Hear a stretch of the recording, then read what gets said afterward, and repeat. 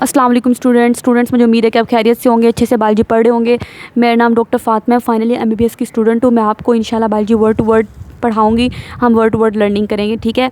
इंशाल्लाह आपका एक एक कॉन्सेप्ट क्लियर होगा। चले हम ना चैप्टर नंबर 5 को स्टार्ट किए हुए। इससे पहले हम सारे चैप्टर्स की वर्ड टू वर्ड लर्निंग कर चुके हैं।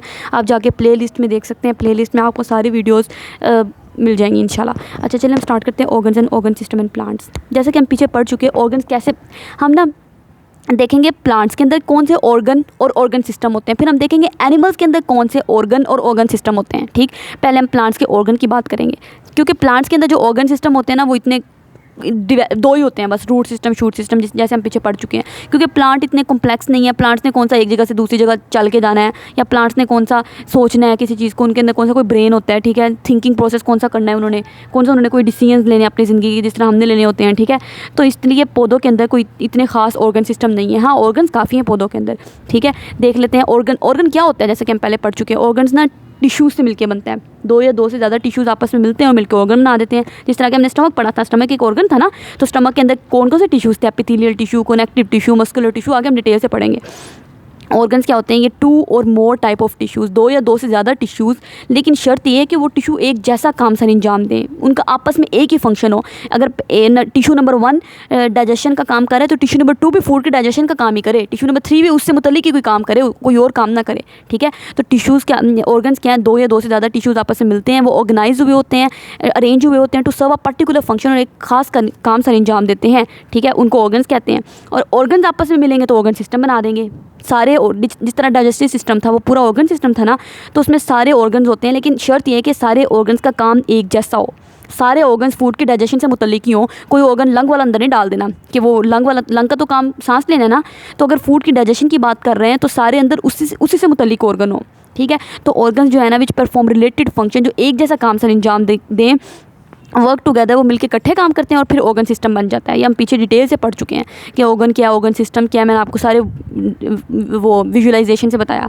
अच्छा, प्लांट्स के अंदर कौन कौन से ऑर्गन्स है। प्लांट्स के अंदर रूट है, प्लांट्स के अंदर होते हैं shoot, stem, leaf, flower.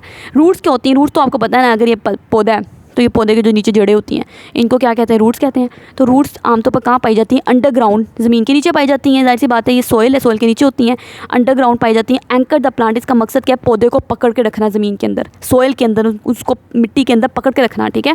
And absorb water, और दूसरा इतनी ये फैली होती है, इनका मकसद होता है वाटर को, जो आपने ज़मीन में पौधों को पानी दिया था उस पानी को, और ज़मीन के अंदर जो न्यूट्रिएंट्स हैं उनको एब्जॉर्ब करना, और एब्जॉर्ब करके पौधे को देना। ले लो पौधे, ये ले लो, ठीक है, अपनी ग्रोथ करो। एब्जॉर्ब करना, वाटर को एब्जॉर्ब करना, और एसेंशियल मिनरल्स को एब्जॉर्ब करना फ्रॉम द सॉइल, मिट्टी से, ठीक है। इसके अलावा रूट्स जो होती है ना, वो न्यूट्रिएंट्स को भी स्टोर कर लेती हैं, that the plant use for their growth, जो कि प्लांट अपनी ग्रोथ के लिए बाद में इस्तेमाल करते हैं, ठीक है। रूट्स ने अपने अंदर न्यूट्रिएंट्स को भी स्टोर किया होता है, और फिर वो न्यूट्रिएंट्स बाद में पौधा ले लेता है और अपनी ग्रोथ के लिए इस्तेमाल करता रहता है उन न्यूट्रिएंट्स को।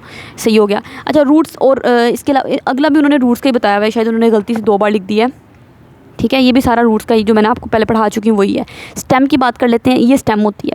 अगर ये सारी रूट्स थी ना, तो ये स्टेम है, तना जिसको कहते हैं। स्टेम ने क्या करना होता है, जाहिर सी बात है, स्टेम के ऊपर लीव्स लगे होते हैं, फ्लावर्स लगे होते हैं, फ्रूट्स लगे होते हैं, तो स्टेम ने उनको सपोर्ट करना होता है, ठीक है। स्टेम्स के अंदर मैंने आपको बताया, तो जो स्टेम होता है ना, इसके अंदर वस्कुलर बंडल होते हैं जिनको जाइलम और फ्लोएम कहते हैं, जिन्होंने क्या करना होता है, जाइलम ने क्या करना होता है, पानी, जाइलम हमेशा पानी के लिए है।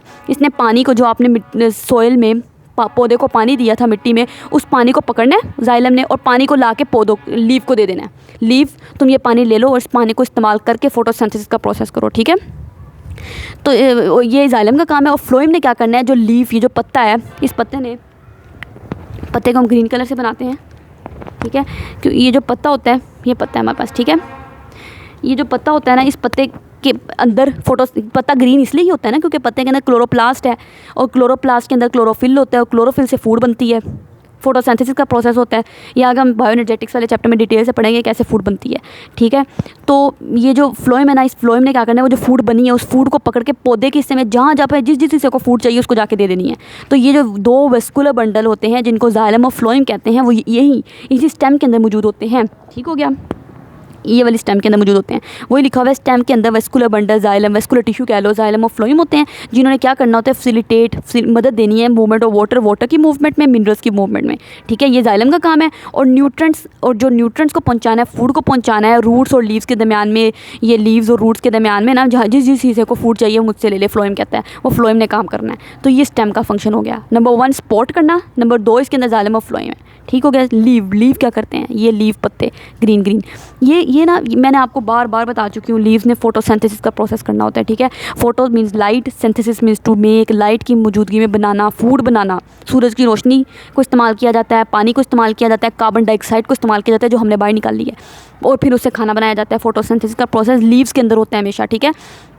ये आगे हम जाके लीव का स्ट्रक्चर पढ़ते हैं डिटेल में। एंड ट्रांसपायरेशन, और दूसरा लीव के अंदर ट्रांसपायरेशन का प्रोसेस होता है। ट्रांसपायरेशन क्या होता है, ये एक प्रोसेस है जिसके ज़रिए से, मैं आपको ना एक बार लीव का स्ट्रक्चर दिखाऊं, ये इतना अच्छा नहीं बना हुआ, पिछले चैप्टर नंबर 3 में काफ़ी अच्छा उन्होंने लीव का स्ट्रक्चर बनाया हुआ है। ये देखें, ये ना ये लीफ का स्ट्रक्चर है, ये पत्ते का स्ट्रक्चर है, माइक्रोस्कोप के ज़रिए से उन्होंने दिखाया हुआ है। ये ना लोअर एपिडर्मिस है, लोअर एपिडर्मिस के अंदर छोटे छोटे सुराख होते हैं, ये वाले, ठीक है। मैंने जब पहले समझाया था तो उसकी वजह से ये निशान पड़े हुए हैं। ये देखें, ये वाला जो है ना, आपको अगर मैं इधर बना के दिखाऊँ खुद, ये लोअर एपिडर्मिस उन्होंने दिखाई हुई है। तो लोअर एपिडर्मिस में ऐसे करके ना ये गार्ड सेल्स होते हैं, कि ये गार्ड सेल्स हो गया, दूसरा ये गार्ड सेल्स हो गया, फिर ये इन गार्ड सेल्स के दरमियान में जो सुराख होते हैं इसको स्टोमेटा कहते हैं, ठीक है।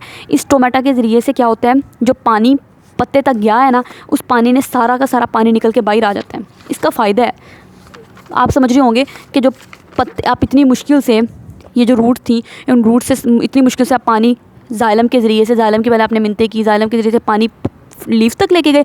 अब वो लीव्स के अंदर वो जो छोटे छोटे, मैंने अभी आपको स्टोमेटा दिखाया है ना, वो स्टोमेटा के ज़रिए से वो सारा पानी निकल के हवा के अंदर चला जाता है, वाटर वेपर्स की सूरत में हवा में लॉस्ट हो जाता है, ठीक है। तो फिर फ़ायदा क्या था, सारा पानी 100% अगर पानी ऊपर गया है ना, तो 99 से 98% पानी तो इस तरीके से लॉस्ट हो जाता है हवा में, मतलब दोबारा वाटर वेपर की सूरत में हवा में आ जाता है। सिर्फ 1 से 2% पानी जो है ना, उसको फोटोसिंथेसिस के प्रोसेस में यहाँ पे इस्तेमाल किया जाता है। फ़ायदा है इस चीज़ का, क्यों, जब आपको पसीना आता है, जब आपको बहुत गर्मी लगती है तो आपको पसीना आता है, तो पसीने से आपको क्या कूलिंग इफेक्ट मिलता है ना, ठंड मिलती है। इसी तरीके से पौधे ने भी कूलिंग इफेक्ट पौधे के अंदर इस वजह से प्रोड्यूस होता है, इस ट्रांसपायरेशन के प्रोसेस की वजह से। इसको ट्रांसपायरेशन का प्रोसेस कहते हैं। क्या ट्रांसपायरेशन का प्रोसेस है, it is the process in leave. Leave में होता है, क्या होता है, loss of water vapour, water vapours का लॉस्ट हो जाना थ्रू द स्मॉल पोर्ट, छोटे छोटे पोर्ट्स के जरिए से, जिनको स्टोमेटा कहते हैं। मैंने आपको लीव का स्ट्रक्चर दिखाया, लीव के स्ट्रक्चर के अंदर ना ऐसे करके छोटे छोटे से गार्ड सेल्स होते हैं। इन गार्ड सेल्स के दरमियान में जो सुराख होता है ना, ये इसको स्टोमेटा कहते हैं। स्टोमेटा के ज़रिए से वो जो पानी सारा ये पत्ते तक आया है ना, अच्छा, ये जो स्टोमेटा होता है ना, इसने क्या करना है, वो जो सारा का सारा पानी यहाँ पे आया था ना, उस पानी को वाटर वेपर्स की सूरत में यहाँ से लॉस्ट करवा देना है स्टोमेटा के ज़रिए से, इन सुराख के ज़रिए से। क्यों, इस प्रोसेस को ट्रांसपायरेशन का प्रोसेस कहते हैं, ठीक है। और ट्रांसपायरेशन का प्रोसेस का मैंने आपको फ़ायदा बता दिया। नंबर 1 कूलिंग इफेक्ट इससे पत्ते को मिलता है, पौधे को मिलता है, पहली बात। दूसरी बात ये होती है, आपने एक बात याद रखनी, चीज़ें हमेशा मूव करती हैं high pressure to low pressure, हमेशा। ये साइंस का रूल है, असूल है, ये नहीं बदल सकता। चीज़ें high pressure to low pressure move करती हैं हमेशा, ठीक है। अब ना यहाँ पे देखो, जब यहाँ पे अगर पानी ज़्यादा हुआ तो पानी यहाँ से ऊपर कैसे जाएगा, क्योंकि चीज़ों ने तो हाई से लो प्रेशर जाना है। इसलिए अल्लाह ताला ने ये ट्रांसपायरेशन का प्रोसेस बनाया, ताकि वो जो पानी है सारा का सारा यहाँ से पत्ते से लॉस्ट हो जाए। जब पत्ते से सारा पानी लॉस्ट हो जाएगा ना, तो पत्ते में पानी कम है तो प्रेशर कम है पानी का, तो यहाँ पे पानी ज़्यादा है तो यहाँ पे प्रेशर ज़्यादा है, तो चीज़ें high pressure to low pressure जाती है ना, तो इसलिए पानी यहाँ से मूव करके यहाँ पे जाना शुरू कर देगा। वरना कैसे पानी ऊपर जाता है, जिस तरह आप जूस पी रहे होते हैं, तो वो जो स्ट्रॉ है, उस स्ट्रॉ में नीचे से ऊपर जूस जा रहा है, क्यों, नीचे से ऊपर अगेंस्ट द ग्रेविटी कैसे काम हो सकता है। ग्रेविटी है एक, पता है ना आपको, ग्रेविटी होती है, ग्रेविटी चीज़ों को नीचे खींचती है। जैसा कि आप बॉल ऊपर फेंकते हो, बॉल नीचे आ जाती है, क्या, क्यों, ग्रेविटी की वजह से नीचे आती है ना। तो लेकिन यहाँ पे ऐसा क्यों नहीं हो रहा, यहाँ पे पानी नीचे क्यों नहीं आ रहा, अगेंस्ट द ग्रेविटी क्यों जा रहा है, इसी प्रोसेस से जा रहा है, ट्रांसपायरेशन के प्रोसेस की वजह से, ठीक है। ये प्रोसेस क्या करता है, सारा पानी जब यहाँ से लॉस्ट हो जाएगा तो यहाँ पे पानी का लो प्रेशर, यहाँ पे पानी सारा मौजूद है, पानी का हाई प्रेशर, चीज़ें जानी है हाई टू लो प्रेशर, तो पानी यहाँ से यहाँ पे जाता रहेगा। इस तरह पत्ते को पानी मिलता रहेगा। पत्ता कहता है चलो सारा पानी मुझसे लॉस्ट हो रहा है, कोई नहीं, 1 से 2% तो मुझे मिल ही रहा है ना, तो मुझे भी इतना ही चाहिए फोटोसिंथेसिस के लिए। ये पत्ते का काम हो गया। 2 काम है, या बात याद रखनी है आपने, एक फोटोसिंथेसिस, दूसरा ट्रांसपायरेशन। ये भी बहुत अहम काम है, इसको भी नहीं भूलना, ठीक है। फ्लावर क्या होता है, पत्ते के ऊपर फूल लगे होते हैं, सॉरी पौधे के ऊपर, ये फूल जो है ना, ये बात याद रखनी है, 2 तरीके से रिप्रोडक्शन होती है, एक सेक्शुअल एक एसेक्शुअल। सेक्शुअल रिप्रोडक्शन जो होती है ना, सेक्शुअल, ठीक है, और एसेक्शुअल। ए का मतलब हमेशा विदाउट होता है, जिस तरह हमने पीछे ए सेलुलर पढ़ा था, चैप्टर नंबर गालबन 2 में आपको याद होगा, ए का मतलब होता है विदाउट, जो वायरस थे वो ये सेलुलर पार्टिकल थे ना, ए मीन्स विदाउट, ठीक है। इसका मतलब है इनमें कोई सेक्सुअल रिप्रोडक्शन नहीं होनी, इनमें सिर्फ एक ही सेक्स जो है ना वो काफ़ी है आगे नस्ल चलाने के लिए। लेकिन सेक्सुअल रिप्रोडक्शन में 2 सेक्सेस को होना ज़रूरी है, मेल सेक्स फीमेल सेक्स, ठीक। हमारे अंदर भी ऐसे ही होता है, मेल सेक्स और फीमेल सेक्स चाहिए होते हैं ह्यूमन बींग में रिप्रोडक्शन के लिए, और पौधों में भी यही काम है, मेल सेक्स फीमेल सेक्स। पौधे के जो फीमेल और मेल सेक्स होते हैं ना फूल के अंदर होते हैं, फ्लावर के अंदर, ये आगे हमने प्लांट फिजियोलॉजी चैप्टर पढ़ना है, डिटेल से पढ़ेंगे, टेंशन लेने की बात नहीं है। वहाँ पे मेल पार्ट कौन सा होता है, फीमेल पार्ट कौन सा होता है, डिटेल में आपको पता लगेगा, ठीक है। तो वो कहता है कि जो फ्लावर है ना ये प्लांट का रिप्रोडक्टिव पार्ट है, इसने रिप्रोडक्शन करनी है पौधे के अंदर, मतलब ये नया पौधा जो एक नया बनता है वो फूल से बनता है, फ्लावर से बनता है, ठीक है। ये फ्लावर का बड़ा क्रूशियल रोल होता है प्लांट्स की सेक्सुअल रिप्रोडक्शन में, सेक्सुअल रिप्रोडक्शन, ठीक है, ए सेक्सुअल नहीं सेक्सुअल रिप्रोडक्शन में, क्योंकि जो फूल होता है ना उस फूल के अंदर 2 पार्ट होते हैं, मेल सेक्स फीमेल सेक्स, तो सेक्सुअल रिप्रोडक्शन ही हुई ना, तो फ्लावर जो पौधे के अंदर सेक्सुअल रिप्रोडक्शन होनी है वो फ्लावर के ज़रिए से होनी है, ठीक है। इंशाल्लाह आगे हम फिर लीफ एज एन ऑर्गन इसको हम पढ़ते हैं अगली इंशाल्लाह लेक्चर में, इसको पढ़ते हैं डिटेल से। उम्मीद है कि आपको अच्छे से वीडियो समझ आ रही होगी। काइंडली आप अपने फ्रेंड के साथ वीडियोज़ को शेयर करें, ठीक है, और हमें ग्रो करने में हेल्प करें। अल्लाह हाफ़िज़।